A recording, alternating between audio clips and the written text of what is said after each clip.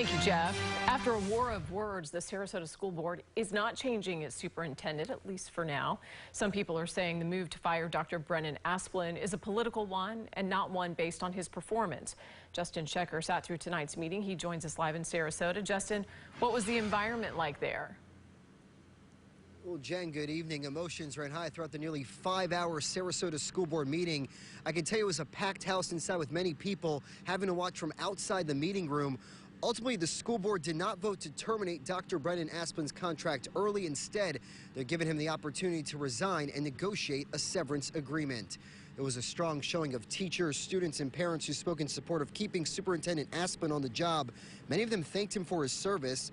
Speakers in favor of removing him point out elections do have consequences. The school board here now has a 4-1 Republican majority. When it came time for Dr. Asplin to speak, he expressed frustration with the board, moving to fire him right before the Thanksgiving holiday. During his passionate speech, he defended his record during Hurricane Ian, the COVID-19 pandemic, and the implementation of the state's new parental rights and education law. School board chair Bridget Ziegler says after his emotional display, she doesn't believe the relationship between the board and Dr. Asplin can be repaired. Take a listen to what one of Asplin's many supporters had to say.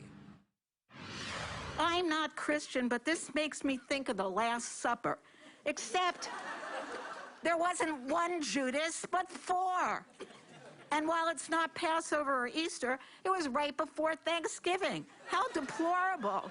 I honestly was very hopeful going in today, unfortunately, and I understand there's a lot of stress, a lot of frustration, but the unfortunate display makes it very hard for any board to move forward, and that's just the actual professionalism and able to work together. We got to get the politics out of the school system, and I'm telling you right now, whether I'm here or not, I've said this before, which I probably won't be now, but if I'm not here and someone else comes in, you have to get the politics out of this school district.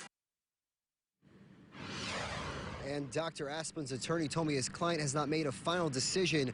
School board member Karen Rose, who recommended terminating the contract early, declined to take our questions after this meeting. We'll keep you posted if the superintendent does decide to resign, and we'll tell you what his severance package will look like. We're live tonight in Sarasota. I'm Justin Schecker, 8 on your side.